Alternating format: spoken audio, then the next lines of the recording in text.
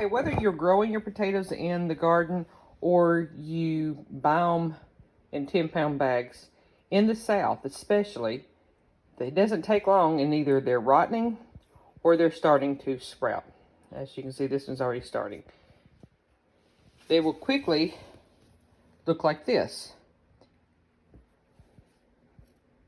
So at my house, what I've been doing is I've been doing dry canning. So I'm going to bring you along to show you how to preserve these so that they won't sprout. Now I will use these either in my greenhouse during the winter to grow potatoes, or I will use them in springtime to start as seed potatoes and start my next season. But I'm going to bring you along and show you how to turn this to a shelf-stable potato that will last through the winter. First, you want to make sure that the potatoes are scrubbed clean. Get all the dirt, any kind of pesticides. I have a soft brush here and I am going to scrub them and get them all nice and clean.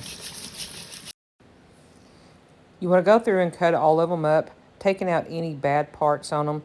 Some people may want to remove the skins. I don't. The skin is where the most nutrition is, where the most vitamins and minerals are.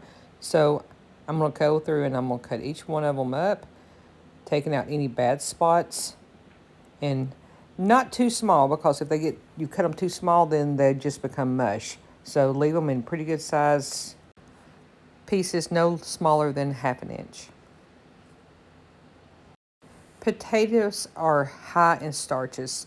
So in the canning process, especially dry canning, you want to remove as much of the starch as you can. You want to soak them in cold water for an hour, dump that off, and I did mine for another hour after that. Once you have let those set and you've pulled as much of the starch off as you can, just dump all the water off of them, strain them, get as much out as you can. And then you want to spread them out, let them air dry.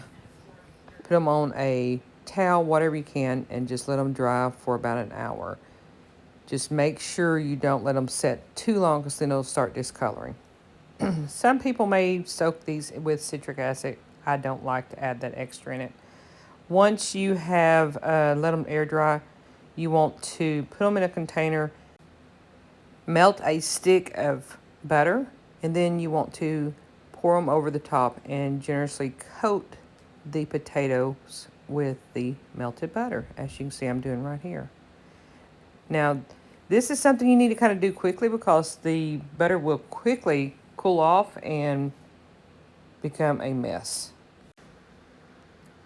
Just make sure to get all of them with some butter on them. And then you will start to process those into your jar, load them into your jar. Now, you thought this originally was a mess. This is where the mess begins, because on the corner of the jars you may get something. Remember, I don't have my colander, I can't find it, so you will need to make sure to clean your jars very well so that everything will seal. Poke those down as tightly as you can and only fill to the bottom of the rim there. It's about a 1-inch head space. Because I'm doing little small short videos, I'm not going to show you the canning process. Remember to process these in pressure canned. For pints, it's 35 minutes. For quarts, it's 40 minutes. As always, make sure to let the canner depressurize on its own. Once it's depressurized, then you can take the lid off. Remove the jars from the canner and place on a flat surface that's protected with a towel, and do not bother for 12 hours. Once that's done, you may then check the seals, make sure that they are not popped. Remove the rings and then mark what you have on them. So this is the second video of our series, Preserving Perishable Foods. So hope you like it. We've got more to come. As you can see, there's more food on the table here. With things in this world right now, the most important thing you do is prepare. Just go ahead and get things started. Don't delay. Take care of your family. So please like and subscribe. Leave us any comments. We're always answering questions. And Do not delay. Get started educating yourself.